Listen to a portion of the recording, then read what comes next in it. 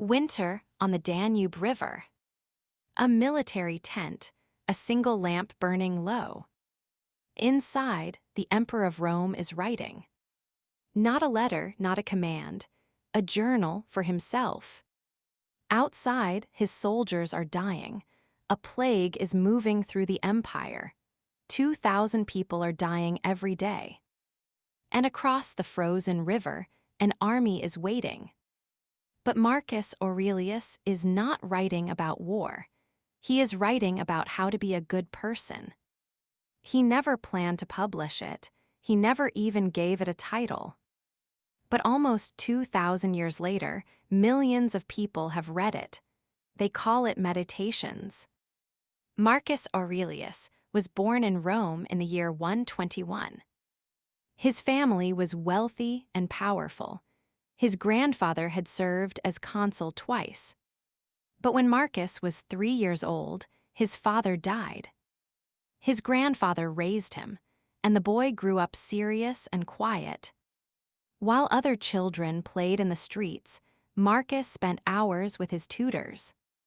He had the best teachers money could buy: music, Greek, rhetoric, mathematics. But it was not the lessons that shaped him. It was the questions no teacher could answer. The emperor at that time was Hadrian. He was old and sick and looking for an heir. One day, Hadrian met the boy. Marcus was only 6 or 7 years old. But something about him caught the emperor's attention. Most Roman boys his age dreamed of chariot races and gladiators. Marcus was different. He was quiet. He asked questions about books. Hadrian liked that. He gave the boy a nickname, Vericimus. It means the truest one. When Marcus was 11, a new teacher changed his life. His name was Diognetus. He was a painter and a philosopher. Diognetus did not teach him facts. He taught him a way of living. He taught Marcus to sit with a question instead of rushing to an answer. He taught him that the richest man and the poorest man face the same darkness at the end. And he taught him something dangerous. He taught him to think for himself. The philosophy was called Stoicism. It was not about feeling nothing. It was about choosing what matters. The Stoics said the world is full of things you cannot control: pain, loss, what other people do. But there is one thing you can always control: your own mind.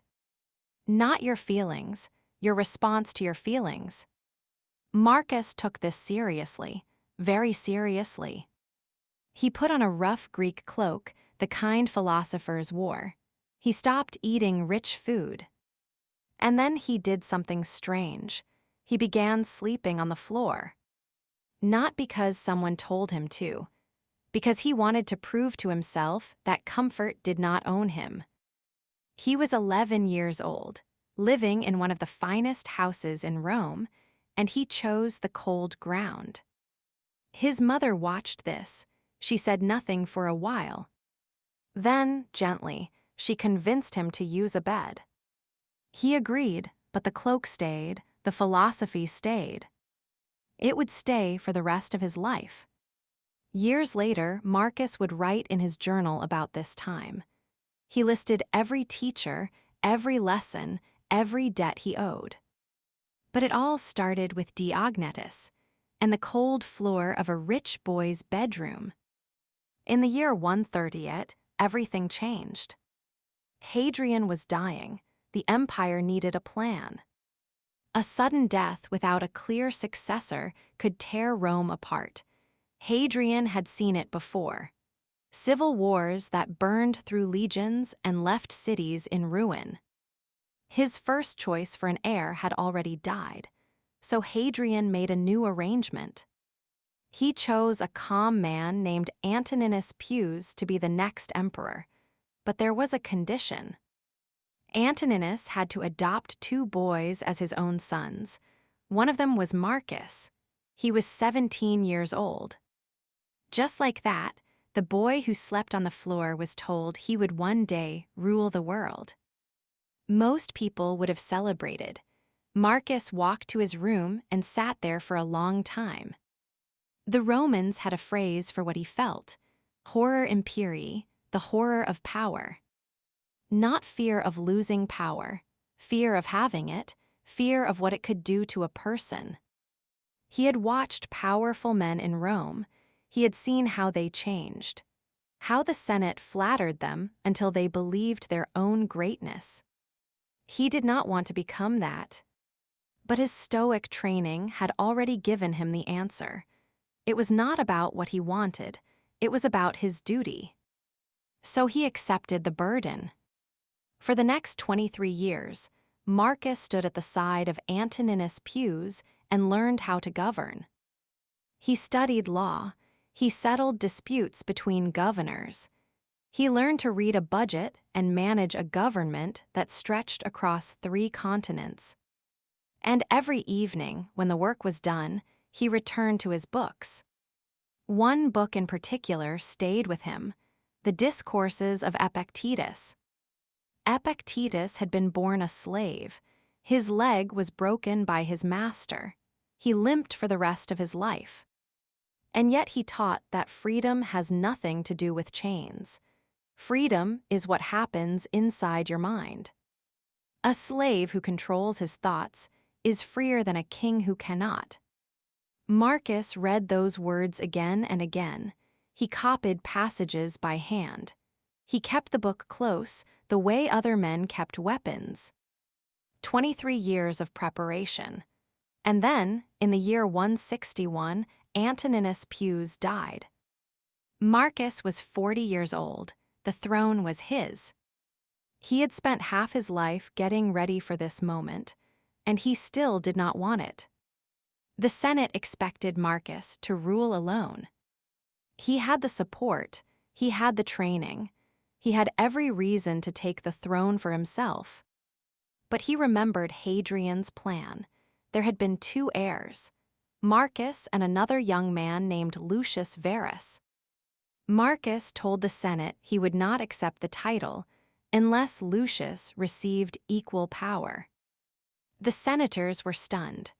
Rome was built on the idea of one ruler, one voice, one command, 2 emperors. It had never been done. They knew what usually happened to rivals in Rome. They were removed, quietly or not. But Marcus was serious. For a Stoic, doing the right thing was not a suggestion. It was the only option. So Rome got 2 emperors. It was an experiment. No one knew if it would work. Marcus handled the laws and the government. Lucius handled the military. The empire stretched from Britain to Syria. Every dispute, every famine, every border crisis ended up on Marcus's desk. Around the same time, Marcus married Faustina, the daughter of the late Emperor Antoninus. Children came quickly. And for a brief moment, it seemed like Marcus had found a kind of balance. A philosopher on the throne, a partner to share the weight, a family at home. He even continued studying with his teachers. He kept statues of them in his bedroom, like a student who could not let go of the classroom. But the calm did not last. Far to the east, the Parthian Empire attacked Roman territory. Lucius went to lead the war. Marcus stayed behind and ran the empire alone. For 5 years, they communicated by letter. Marcus sent instructions. Lucius sent reports from the front. It was the strangest partnership in Roman history. 2 men, 1,000 miles apart, trying to hold an empire together with ink and paper. Sometimes the letters took weeks to arrive. Decisions that could not wait were made alone. The Roman legions won. Lucius marched his soldiers home in triumph. They brought gold, they brought prisoners, they brought stories of victory. But they also brought something else, something invisible, something that would kill more Romans than any army ever had. It started with fevers in the camps. The returning soldiers camped outside the cities, waiting for their victory parades. By the time the first men collapsed, thousands more had already been exposed. Soldiers who had been strong enough to march for weeks suddenly could not stand. Then came the rash, dark spots spreading across the skin, a terrible thirst that nothing could ease. The Greek doctor Galen saw it firsthand. He wrote down the symptoms: high fever, skin eruptions that turned black, diarrhea, swollen throat. Most who caught it did not survive past the 9th day. The disease had a name now. Historians call it the Antonine Plague, named after the emperor himself. It was probably smallpox. The Roman world had never seen anything like it. There was no cure, there was no treatment, there was only fear. Temples filled with the desperate. People burned offerings to every god they could name. Nothing helped.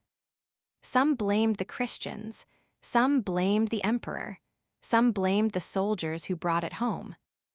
The plague moved fast.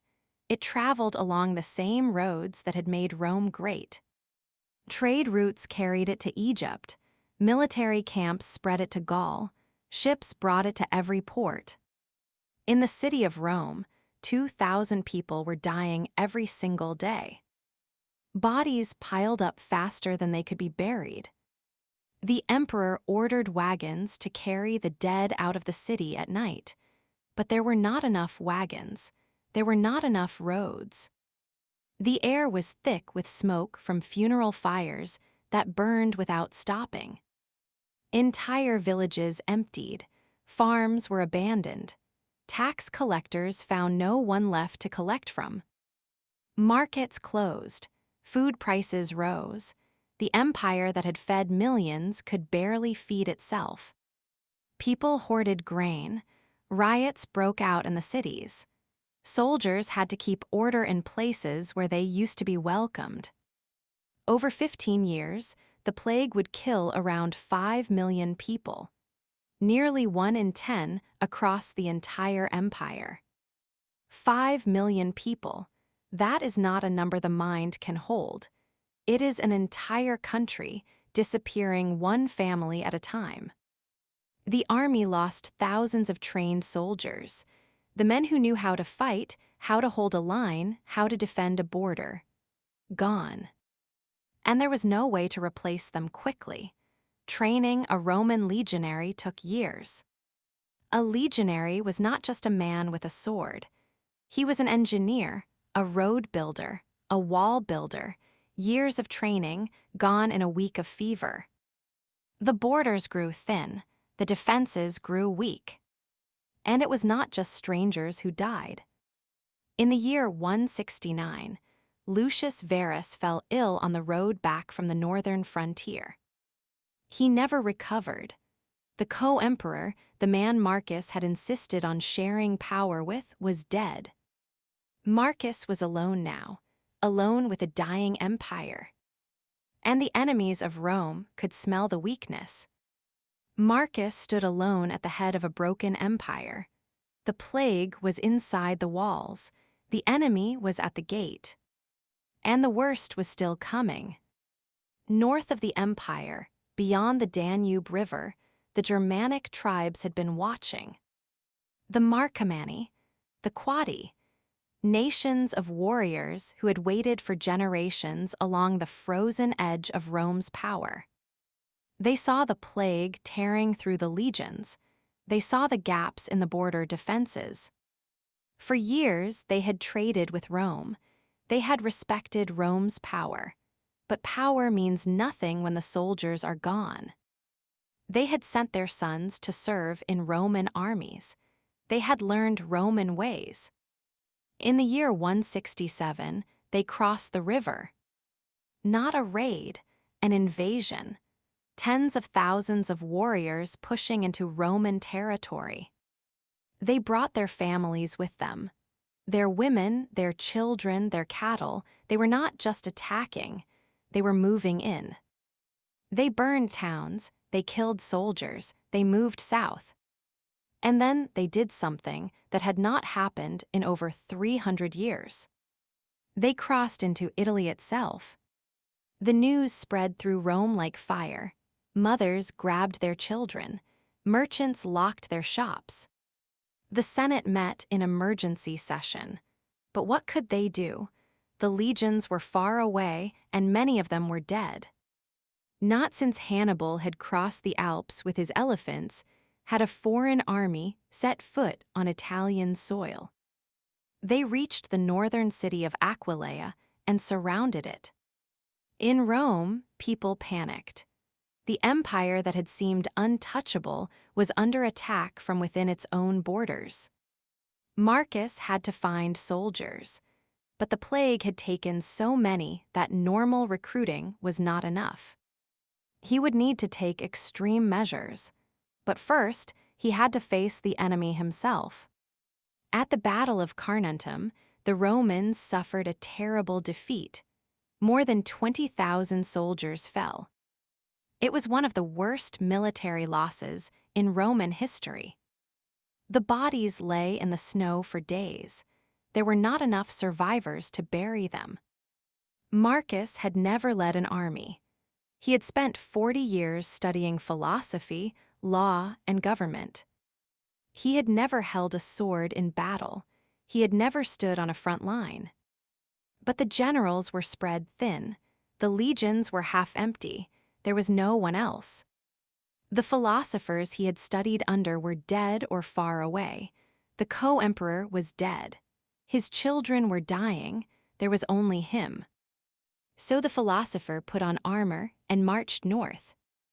Toward the river, toward the war, toward a decade of fighting that would consume the rest of his life. He was not a natural warrior. He was sickly. His stomach troubled him constantly. He took medicine every day. Some mornings he could barely eat. His doctors worried, but Marcus kept moving. He had read a line from Epictetus that stayed with him. It is not what happens to you, but how you respond. So he went, not because he was brave, because it was his duty. Marcus needed an army, but the plague had taken too many soldiers, and the treasury was running dry. The wars on the frontier cost money, enormous amounts of money. And the plague had destroyed the economy. Farms sat empty. Trade had slowed to almost nothing. He could have raised taxes. Every emperor before him had done it. The people were already suffering, but that had never stopped a Roman emperor. Marcus refused to raise taxes. Instead, he did something no emperor had ever done. He ordered the treasures of the imperial palace to be carried out. They were brought to the Forum of Trajan, in the heart of Rome. For centuries, emperors had filled the palace with beautiful things. Every war, every conquest, every gift from a foreign king had added to the collection. Marcus opened the doors and carried it all out. Gold dishes, silk robes, crystal cups from Egypt, jeweled swords that had never been used in battle, Persian carpets, ivory tables, wine goblets made of solid gold, statues from the palace gardens, paintings from the private chambers, his wife Faustina's dresses and jewelry. He put them all up for sale, a public auction open to anyone. The citizens of Rome watched in disbelief. The emperor was selling his own things. Some laughed, some wept. The emperor of Rome selling his belongings like a common merchant. Not the empire's things, his family's things. The auction lasted 2 months. The money went straight to the war. And after the war was over, Marcus did one more thing.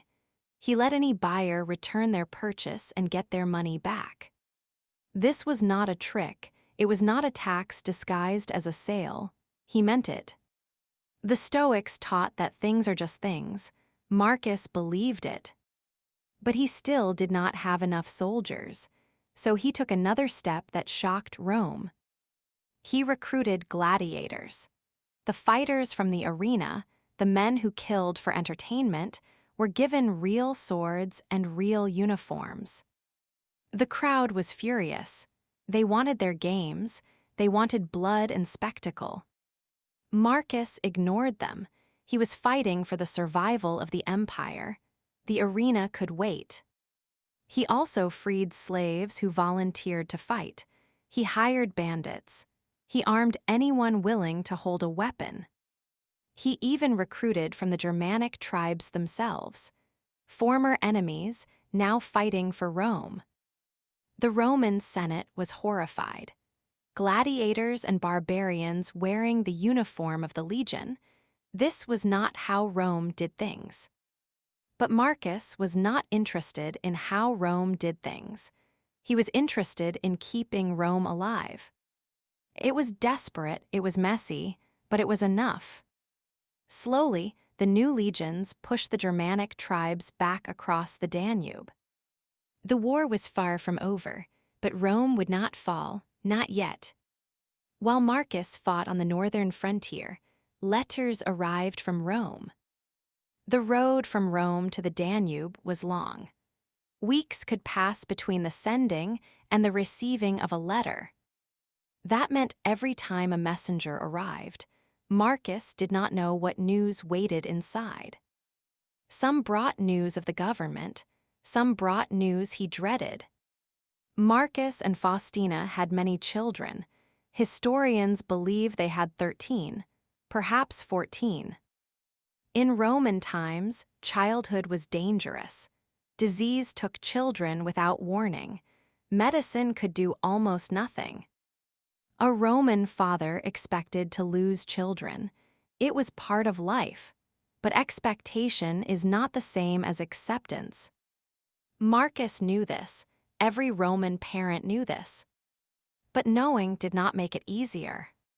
His twin sons died as infants. A daughter named Domitia died young. Another son named Annius died at 7. Another daughter, then another. Fever, infection, the diseases that filled the Roman world without mercy. Each time Marcus performed the rituals. Each time he returned to his duties. He did not have the luxury of stopping. An empire does not pause for grief. The letters still came. The decisions still waited. The enemy was still at the border. One by one, the letters came. One by one, the names were added to the list. Roman coins from that era tell the story without words.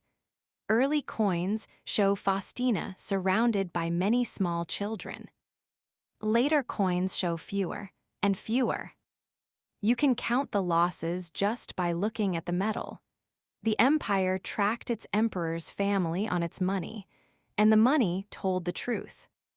By the end, only 5 of their children would survive to adulthood, only 1 son. 8 children buried.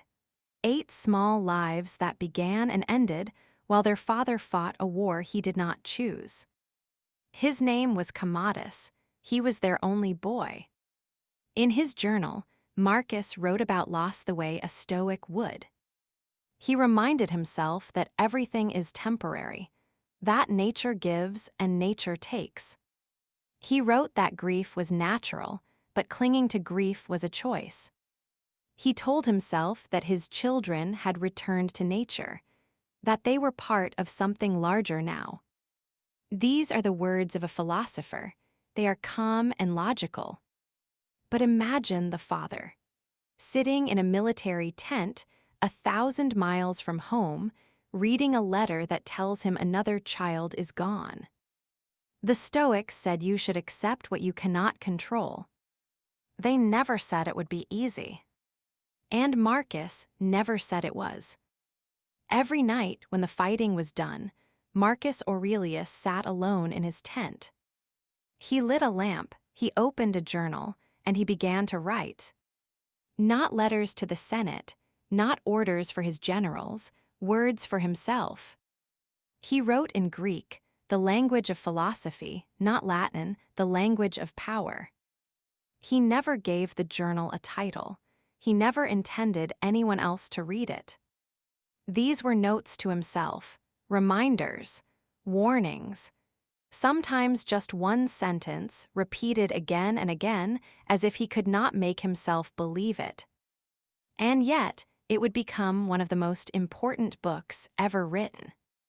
He did not write about what happened during the day. He wrote about what happened inside his mind.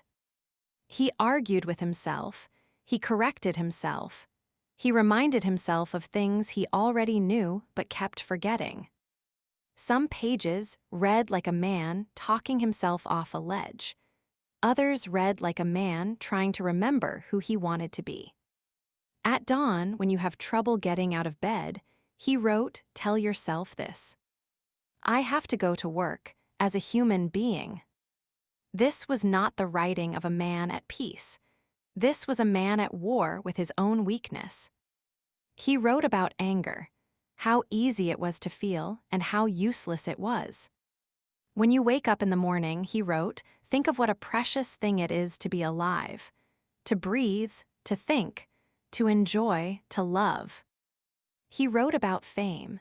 Yesterday a blob of semen, he wrote. Tomorrow embalming fluid ash. The most powerful man on earth, reminding himself that he was nothing. He wrote about people who annoyed him. The liars, the flatterers, the ones who stabbed others in the back. He could have had any of them killed. One word from the emperor was enough. And then he told himself to forgive them, because they were human, and so was he. This was not a man who found forgiveness easy. This was a man who had to talk himself into it, every single time. Night after night, year after year, the journal grew. 12 books in total. Written between battles, between funerals, between letters telling him another child had died. He wrote about the smallness of life. He said that everything he could see from his tent would soon be forgotten, even the empire, even his own name. He was wrong about that last part. The journal is full of contradictions. One page says fame is meaningless. The next page tries harder to be good. That is what makes it honest. It was not a finished philosophy. It was a man in the middle of his life trying to figure things out. The remarkable thing is not what he wrote. It is when he wrote it. Not in a quiet study, not in a peaceful garden, in a war zone, surrounded by death. At a time when he had every reason to be cruel, he wrote about kindness. At a time when he had every reason to give up, he wrote about duty. No one would have blamed him for becoming a tyrant, but every night he reminded himself to be good. Outside, the camp fell silent. The fire had gone to embers. The lamp burned low. The tent was quiet, and Marcus picked up his pen again. For 8 years, Marcus fought the Germanic tribes along the Danube. He won battles. He lost battles. He buried soldiers and wrote in his journal and woke up the next morning and did it again. Slowly, the Romans pushed the tribes back. The border held. Then, in the year 175, a message reached his camp. Avidius Cassius, the governor of Syria and one of Rome's most powerful generals, had declared himself emperor. Cassius had heard a rumor that Marcus was dead. He moved fast. The eastern provinces joined him. Egypt joined him. He controlled a third of the empire. It was every emperor's nightmare. A popular general with loyal troops, thousands of miles away, declaring himself the rightful ruler. Most civil wars in Rome ended with someone's head on a spike. Marcus was not dead, he was very much alive, and now he had a civil war on top of everything else. His officers were furious. They wanted blood. They wanted to march east and destroy Cassius and everyone who supported him. Marcus told them to wait. He said he did not want to fight Roman soldiers. He said he would go east himself and talk to Cassius. He believed the man could be reasoned with. Roman fighting Roman. That was the one thing that could destroy the empire faster than any plague or invasion. His generals thought he was insane. But before Marcus could leave, the problem solved itself. After only 3 months, 2 of Cassius's own officers turned against him. They killed him. They cut off his head. Rebellions in Rome rarely lasted long. Loyalty was fragile, and power changed hands fast. And they sent it to Marcus. When the box arrived at his camp, Marcus refused to open it. He ordered it buried. He did not want to see the face of a man he had once trusted. Then he did something that stunned the empire. He pardoned everyone. Every senator, every governor, every soldier who had joined the rebellion. He burned the letters that Cassius had exchanged with his supporters without reading them. Thousands of letters, names of every senator and governor who had joined the rebellion, evidence of every betrayal. He put them all in the fire. If he read them, he would know who had betrayed him, and he did not want to know. Because if he knew, he might hate them. And hatred, he believed, was a poison you drink yourself. His advisors called it weakness, but Marcus did not care what they called it. It was the most stoic thing he ever did.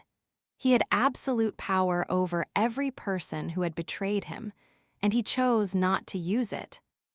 He went back to the Danube. The Germanic tribes were still there. The war was still waiting. By the year 178, Marcus was back on the Danube. The Germanic tribes had attacked again. The war that he thought was ending had started over. He was 57 years old. His body was failing. The stomach problems that had troubled him for years were worse now. He ate almost nothing. He slept very little. His doctors gave him medicine made from opium to help with the pain. It kept him going, but barely. Still, he worked. He judged cases. He answered letters. He led the army. And every night, he wrote in his journal.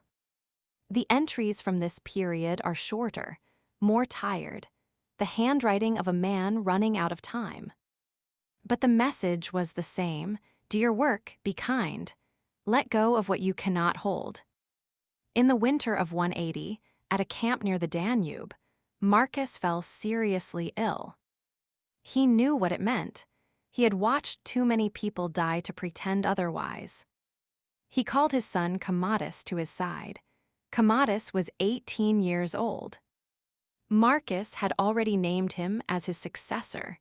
There was no one else. There had never been anyone else. He knew Commodus was not like him. The boy loved the arena, not philosophy. He loved attention, not duty. Marcus had tried to teach him. He had given him the same stoic tutors, the same books, the same lessons. But you cannot force someone to love wisdom. Commodus smiled at the philosophers and then went back to the arena. But Marcus was a stoic. He controlled what he could control, and the rest he let go. He spent his last days talking to his closest advisors. He asked them to watch over his son, to guide him. He also asked them not to grieve too long. Death, he had written, was as natural as birth. Both are mysteries. Neither is an evil. On the final night, his doctors wanted to stay by his bed. Marcus sent them away. He asked only for the captain of the night guard. The guard entered the room. Marcus looked at him and said his final words. "Go to the rising sun. I am already setting." 6 words, no complaints, no regrets, just a man who knew it was time. Then he pulled the blanket over his head and turned toward the wall. The room fell quiet. Outside, the camp was still. The lamp kept burning. Marcus Aurelius died on March 17th in the year 180. He was 58 years old. He had been emperor for 19 years. He had spent most of them at war. He never wanted any of it. The soldiers wept, even the ones who had cursed the long campaigns and the cold winters. They had served under a man who shared their food and judged their disputes fairly. He never asked them to do what he would not do himself. Commodus took the throne the next morning. He was 18 years old, and he was nothing like his father. Where Marcus had been careful, Commodus was reckless. Where Marcus had been patient, Commodus wanted everything now. Within weeks, he made peace with the Germanic tribes. He gave them land. He gave them gold. He gave away everything Marcus had spent a decade fighting to protect. Not because the war was won, because Commodus wanted to go home. Rome had the arena, and Commodus loved the arena more than anything in the world. He did not just watch the gladiator fights, he fought in them. The emperor of Rome would walk onto the sand dressed as a gladiator, carrying a sword. The crowd screamed his name. His opponents were given wooden swords, or they were wounded before the fight began. Commodus always won. That was the point. He killed ostriches and giraffes in the arena. He shot 100 lions in a single day. And then he turned to the Senate seats and pointed his sword at them. The senators sat frozen. They did not know if he was joking. He was not joking at all. Marcus had written in his journal about self-control, about restraint, about the danger of unchecked power. Commodus had never read it. He renamed the months of the year after himself. He renamed Rome itself. He had statues built showing him as Hercules with a lion's skin and a club. He executed senators who questioned him. He trusted only his closest friends, and then he had them killed too. Everything Marcus had built, every alliance, every reform, every carefully balanced policy, Commodus tore apart in a few years. In the year 192, Commodus was strangled in his bath. His own wrestling partner did it. What followed was worse. Civil war, 4 emperors in 12 months. The peace that Marcus had fought for crumbled into dust. Historians would later point to this moment as the beginning of Rome's long decline. Some said it was Marcus's greatest failure. He should have chosen someone else. But Marcus was the first emperor in a century to have a living son. Tradition said the throne belonged to blood. And perhaps he hoped, perhaps he believed his son would change. He was wrong, but he could not have known that. The tent is empty now. The lamp, the blanket on the floor, the journal left open on a wooden table. Marcus Aurelius did not survive his wars. He did not save his empire.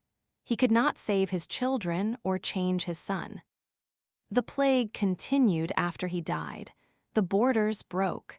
The empire he had held together began to crack. But the journal survived everything. It passed from hand to hand across centuries. Monks copied it. Scholars preserved it. Translators carried it into every language. It survived the fall of Rome. It survived the Dark Ages.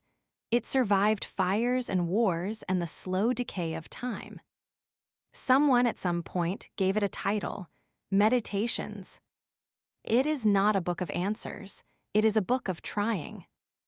Every page is a man telling himself to get up, to do the work, to forgive, to keep going. Almost 2,000 years later, people still open it. Because it was written by a man who was trying, every day, to be better than the day before.